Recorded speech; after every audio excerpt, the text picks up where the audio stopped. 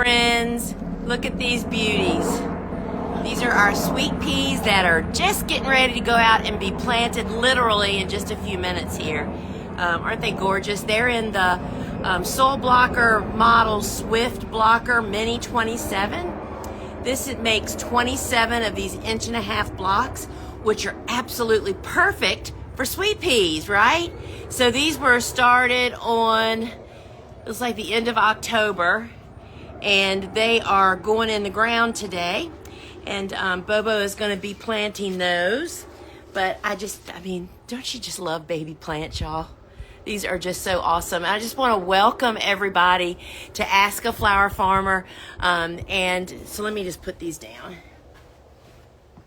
Would be terrible if I dropped them, wouldn't it? All right, friends. So I wanted to set up so you guys could see a little bit of what's going on here. You can see back there, we've started our fall pile up of leaves that'll all be dumped from those bags in whatever use they're going to be here in the next coming weeks. We don't store them like that over winter. Tends to invite guests that we don't want. So friends, if this is your first time here, hi, my name is Lisa Mason Ziegler, and welcome to Ask a Flower Farmer. This is the Gardener's Workshop hosts this every Wednesday at 12:30, and we have different hosts. It's me from time to time, but we have other flower farmers that jump in here, and even a florist, and host your questions. And if you would like to ask me a question, post it in that little bubble that's at the bottom of your screen that has the question mark in it. That way I don't miss it with all the names scrolling by, right? So while we're waiting, and you can ask questions about flower farming business, seed starting, cool flowers, which that's my cool flower garden, which you can see over there. And I will tell you that rain we got after 38 days of no rain, that stuff just jumped out of the ground like amazing. Cool flower questions, business questions, seed starting, whatever you got. I'll be happy to give it a try to actually answer it. And it's colder out here than I thought, y'all. I'm going to have to zip my coat up. And so post it down in the bubble with the question mark. And while we're waiting for some questions to get in there, I am going to tell you about what I'm doing tonight. So tonight, I'm going to be hosting a live over on YouTube or Facebook. It'll be streaming on both, because we are having a flash sale right now on one of our big school courses that is growing cut flower crops in hoops and greenhouses, 12 inches. Sorry, y'all. It's Steve and Gretel Adams' course called Growing Cut Flower Crops in Hoop and Greenhouses. And this is one of our courses that is so comprehensive and so packed with stuff. Information that you just don't even know you need yet. That's there at your fingertips. And we're having it's like over 20% off. And it's $550, lifetime unlimited access. Y'all, it is like having an encyclopedia in your pocket, right? So tonight, I'm going to be taking you inside the course and just looking around and getting a feel of what it's all about. So join me at 8 p.m. Eastern time on either YouTube or Facebook, whatever is your pleasure. And you know, this is one of the copy edits that got written about the course special that went out in an email, and I thought it was just the best description of this course. It's like, start with success by choosing the perfect structure, boost profits by extending your flower production year-round, maximize yields, optimizing crop selection and rotation. Y'all, so much of this course even applies out in the field. It doesn't just for people that are in greenhouses and hoop houses, right? Master the essentials: irrigation, heating, ventilation, and all that type of stuff. And the last class that's in this course ensures crop vitality. ward off pests, weeds, and diseases. Steve, and if you don't know Steve and Gretel, you've got to follow them on social media. It's Sunny Meadows Flower Farm. They post amazing reels. So they have a big flower farm in Ohio. Last time I counted, there was over 18 structures. They may have more than that now. They have like 20 or 30 acre farm, and they're in field production, house production, and they have built an incredible business. They work with some of the top universities in solving problems. All I'm saying to you is this is the smartest couple ever, and they just answer all your questions in this course. It's just absolutely amazing. So join me tonight, 8 p.m. Eastern time, inside YouTube, and I'll take you in. The course will be on special until Friday night at midnight. It's $550, y'all. That is a BB in the Astrodome to not even the money you'll make, to the money you'll save by what you'll learn in this course. And then you add on top of that the money you're going to make. I got to move now, y'all. The sun's moving.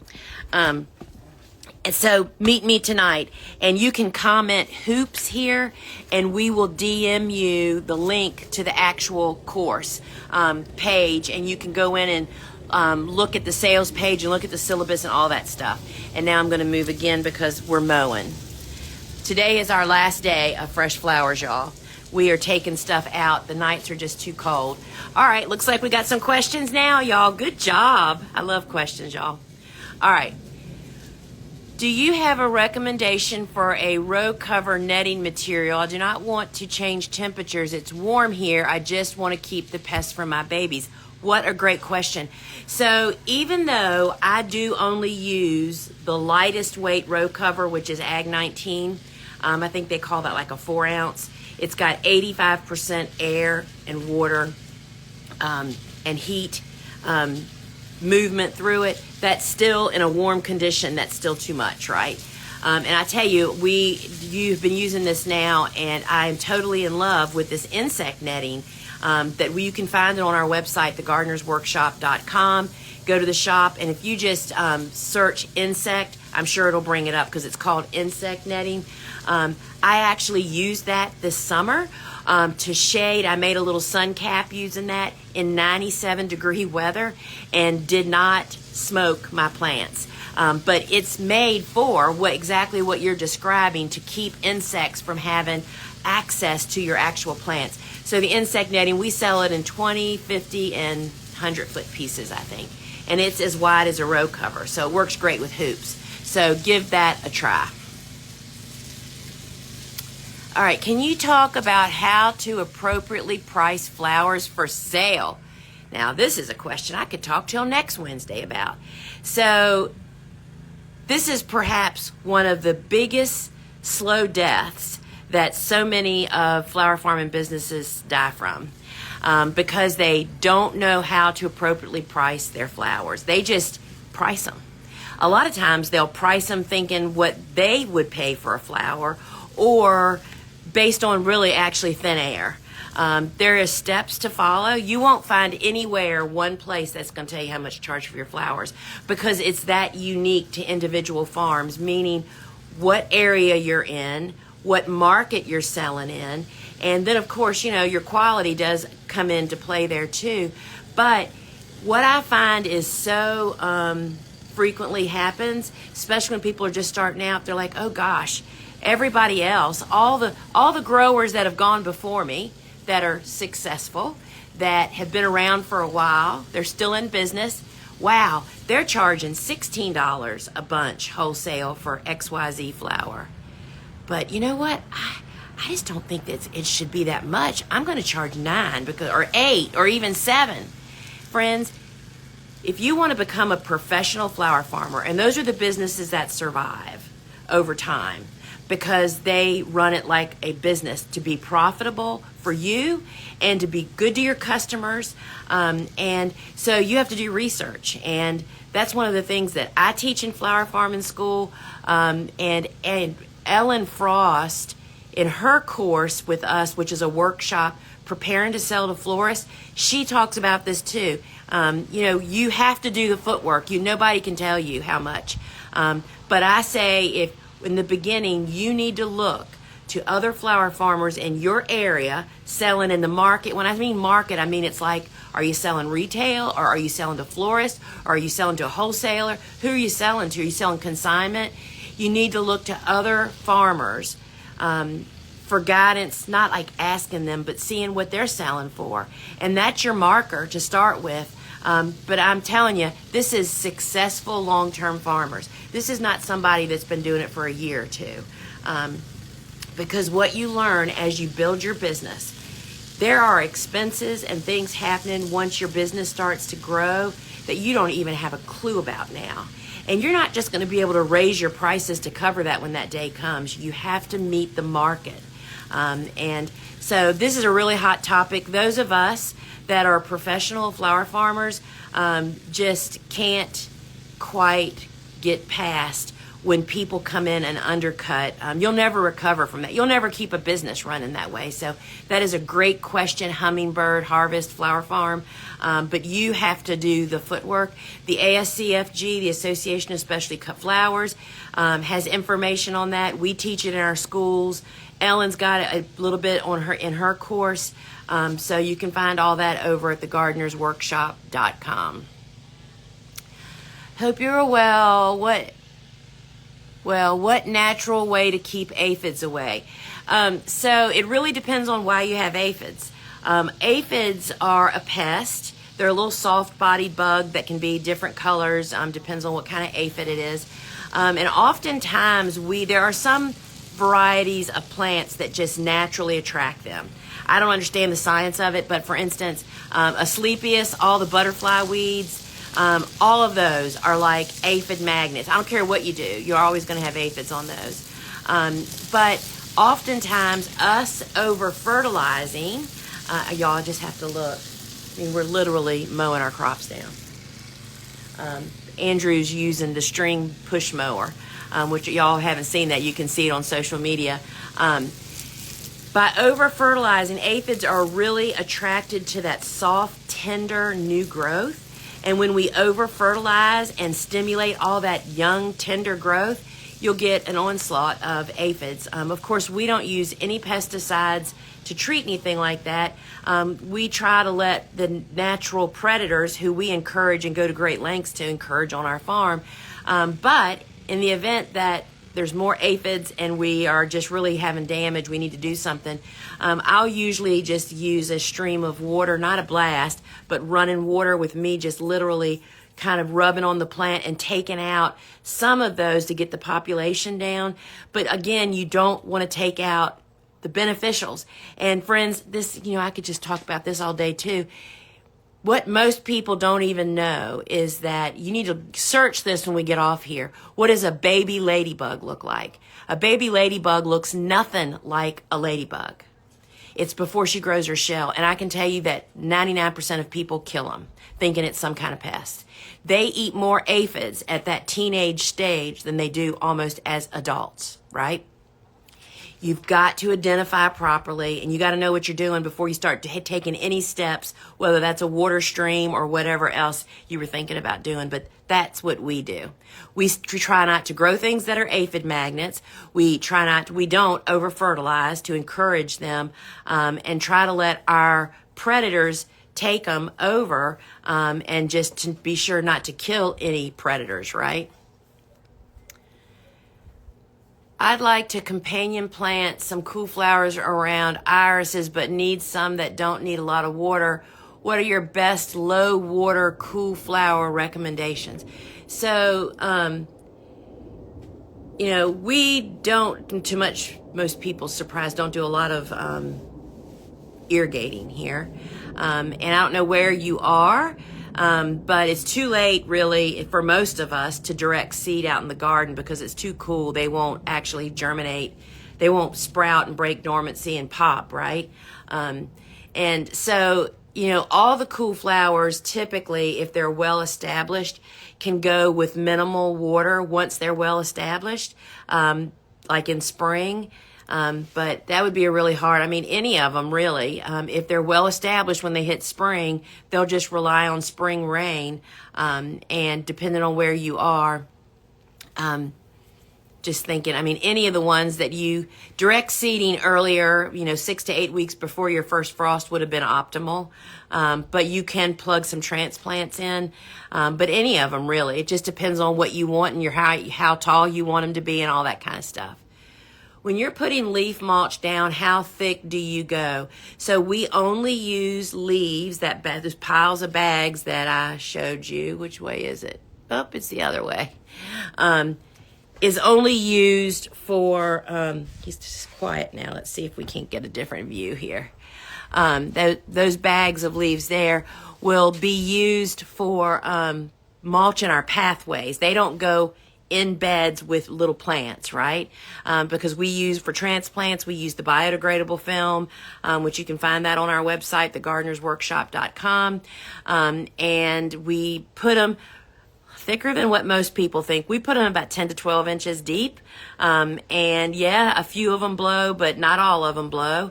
And then because we then install hoops and row covers, we normally don't put the row covers up for quite some time, but they're in the garden, the hoops, the row covers laying in the pathway, and the weight bags, and that really helps to trap the leaves also while we walk on them and break them down. So the thicker, the better. And I tell you something that what people don't realize, you know how many good bugs live in that leaf litter over winter? That's where all lightning bugs lay their babies. Why do we have so few lightning bugs now? It's because people pick the leaves up the second they hit the yard. And so we have just got a huge community of ground beetles and all those good bugs. And no, we don't have slug troubles because the predators of the slugs outnumber the slugs, right? What cold hardy annuals cannot handle frost? Working on ordering frost cloth for 9A. So first off, in 9A, I wouldn't think that you would need it for cold. We only use row cover, which some people call frost cloth. We only use that for wind protection and varmint protection to keep, deer and squirrels and rabbits and all that out. So there really aren't any cool season hardy annuals that can't handle a light frost that I'm aware of. That means that they would be a warm season tender annual, right? And so in zone 9, which is deep south, I would say you should fall plant everything for the most benefit, and have row cover for wind damage, wind and varmint damage, but you should not have to cover anything. I mean, we only start covering when it goes down in the low 20s at night. And I don't even know that you get that, right? Covers can encourage as much bad stuff as good stuff. When you're covering them and it's warm outside, that's just creating a great place for pests and disease to also breed. All right. Zone 7A, Virginia first timer. What would be your recommended watering schedule right now for the fall for a newly transplanted seedling? These mornings are so cold and crisp. How do I know if I'm watering enough or correctly? So once our seedlings are established, which I consider to be kind of rooted in after 3 or 4 weeks, we hand water at planting time. We know that every plant gets a good deep drink. And then it's a very scientific method. You just literally stick your finger in the ground. Is the ground moist? Or is it dry as a bone? And what you'll soon learn about cool weather gardening is the soil really does not dry out nearly as fast as it does in summer. And you're more likely to overwater and kill plants by encouraging disease in wet soil than cold would ever think about taking those out. So I watered, we went, I think it was 38 or 39 days with no rain. And we had direct sown and planted transplants. And I will say, but we have incredibly retentive soil, and they were planted in bio, which helps to retain moisture. I was watering twice a week. But again, I made sure every plant got a double dip drink. But I felt them yesterday, and guess what? They don't need water. We got rain, So you really have to use your finger, and don't overwater. All right. Have you picked your last succession of sunflowers? Just curious how late you planted yours. I wished I would have planted more. I'm finishing cutting mine now. Y'all, I have to go get the bucket. Stand by.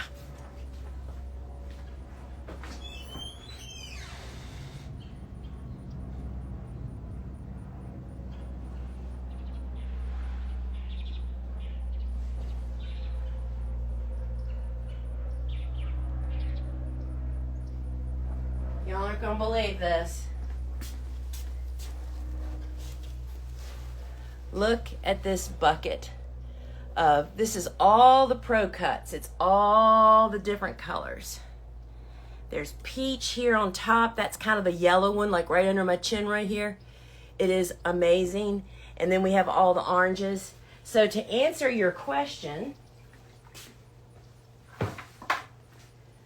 we have 2 more plantings. And so if you're a member of my club, you can comment club here and get the details and join. Every Wednesday at 2 o'clock, I have the sowing circle, and that's where I sit down and sow seeds, typically sunflowers. Sometimes I do another one also, or sometimes I don't do sunflowers. And like now, today, if there's any club members out there, I'm going to be making my pepper wreath today on the sowing circle because we don't have any seeds to start. So we have 2 more weeks out there still. And I'd have to look at the calendar to see how long. And that's why I just encourage people, especially in the club, it's like, what have you got to lose by doing 2 more weeks beyond? So Pro Cuts are 60 days from seed to bloom normally. Sometimes it can take a little longer or be shorter. And I went 2 weeks, so you count 60 days back from your first expected frost, and that would typically be when you would plant your last ones or start your last ones. And we go 2 weeks beyond that. I mean, what have you got to lose but some sunflower seed, right? Because the payout is big, y'all. How many of those do you think you can sell this time of the year? If you were at a farmer's market, you should have 10 buckets like that, bunched and ready for people to carry them home. So, yeah, I wished you'd have planted more too, Nicole. Because you learn the lesson once, right? When is the best time to plant sunflowers and fertilize for them? So Courtney, that's a pretty deep. We plant sunflowers from 6 weeks before our last spring frost until 8 weeks, 6 weeks before our last first fall frost. And so there's lots of information out there it's in my book, The Cut Flower Handbook. You can go back and watch Seed Starting Saturdays on YouTube, which I used to do about a year ago for a couple of years before that tells all about it. But that really tells the whole story because we certainly can't go through all of that now. But we have sunflowers from, Mother's Day right up until Thanksgiving usually, every single week. And it is pretty dadgum awesome. Can you talk about the roosts or platforms you have to attract birds of prey? I thought maybe she meant roots. And then I got to the prey part and I got you. So I'm going to try to set this up so maybe you can see this. You can't see it from here. Sorry. Well, right here, right at the end of that last black bed, you can see a pole sticking up. There's actually a perch on there. So we do everything that we can to encourage birds of prey, owls, hawks, all of them, because they are major players in the vole, mole, rat, mice, squirrels, and rabbit scene. And providing them places to land and sit and perch will surely increase your predator presence. Most people discourage those types of birds because they're afraid they're going to get stuff. Well, we understand nature. I don't want to see them get anything either, but they have made a huge impact on our rodent situation. When an owl we have big owls here, great horned owls, down to barn owls in our area, and when they have a clutch of babies, they eat so many rodents in a week. You're going to be like building a house for them.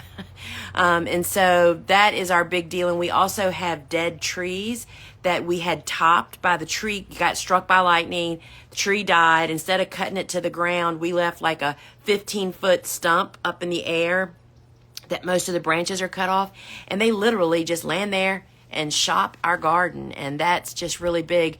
My book, Vegetables Love Flowers, really shares my gardening philosophy. When I learned to embrace and help nature, you can't just let everything go. That's not what organic gardening is all about. Is you have to do some things against you have to be the weirdo in the group of people that doesn't use pesticides and does things in your yard and garden that encourages the creatures that used to take care of business that we got rid of by all the practices we have today. And my book, Vegetables Love Flowers, you can find that at thegardenersworkshop.com or on our phone app, either one. But that's what we do. And we find fur in our yard every day. I mean, whether that's a rabbit that got eaten or a squirrel, and we just say, go boys, go. How do you future-proof your flower varieties? I'm not sure I understand that question. What's the best way to reach out to prospective peony market since it takes 3+ years for plants to be established? I'm not sure if you're thinking you're just going to be a peony grower, you would have to wait, until you had some crops to be able to really reach out to individual buyers. But before you would make any kind of investment like that, you would see what the market is. Where would you sell those? The problem with only having one crop, this is why I would never be a monocrop farmer. If you only have one crop, let's just say it's all sunflowers for me, you know how many different customers I'd have to sell the kind of volume I would need to sell to be beneficial to me. Same thing with you as a peony grower. Most growers grow a diverse mix, and peonies are the icing on the cake. And you can nail down and just be a peony grower. We had a couple of those when I first started farming 28 years ago. There was a dahlia grower that would only show up in the fall, and that's fine. But most of us need cash flow as much as we possibly can. So I don't have an answer for that. It just really depends on what your business model is. What is the best way to plant sweet peas in a field row and have something for them to grow up? Well, you can probably see that's exactly what the girls are doing right now, is planting our sweet peas out there. And so we don't trellis them until very early spring. They're planting one single row down the middle of the bed, and then that allows us, if we need to row cover them to protect them from windstorms and from rabbits eating them. And then we put up trellis. There's lots of, we use the plastic Horton Nova, and it's called vertical flower support netting.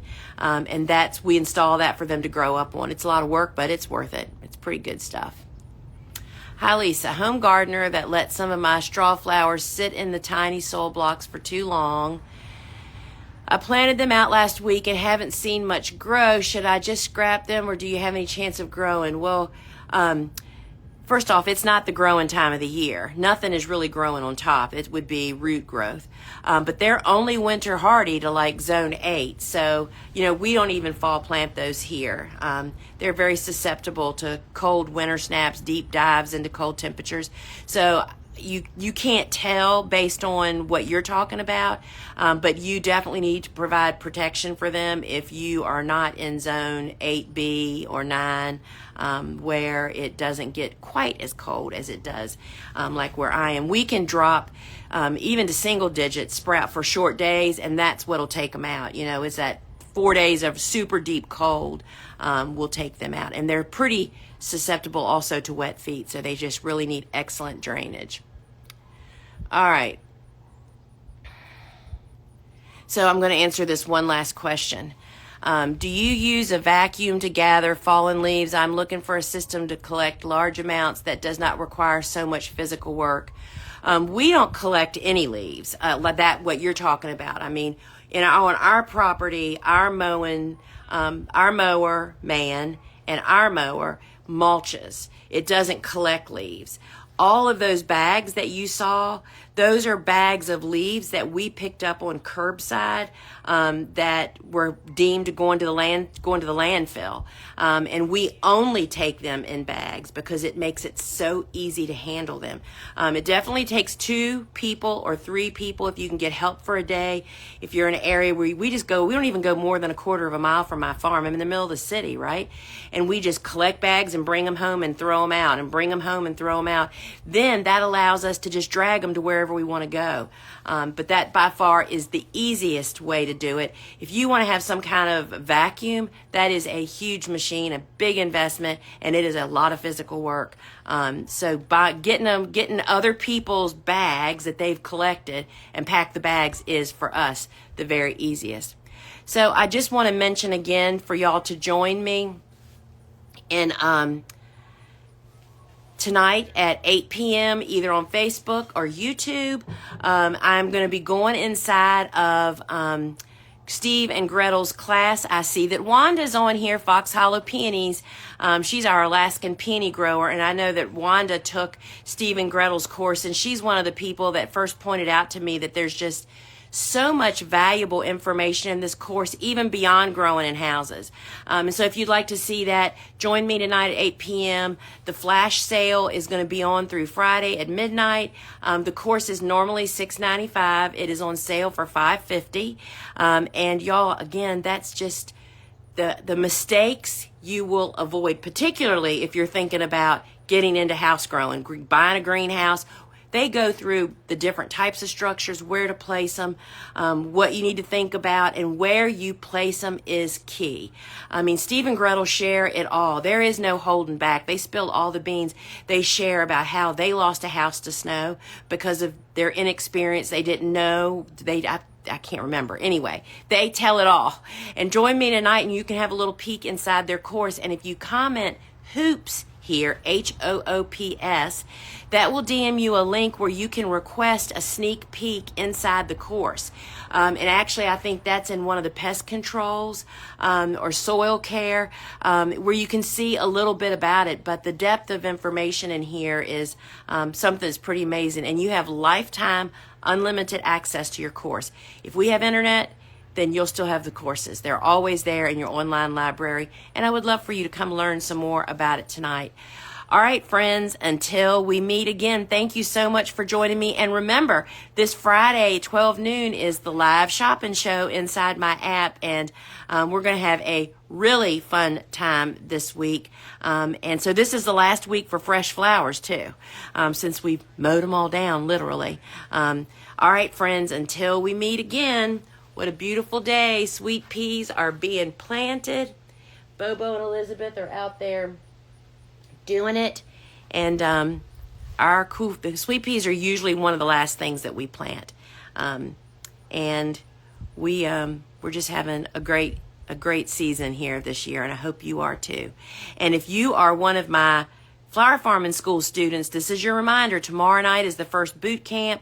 And y'all, I just did all my notes and tweaked them up, and I cannot wait to get a hold of y'all tomorrow night. You would have received an email with the link to get in.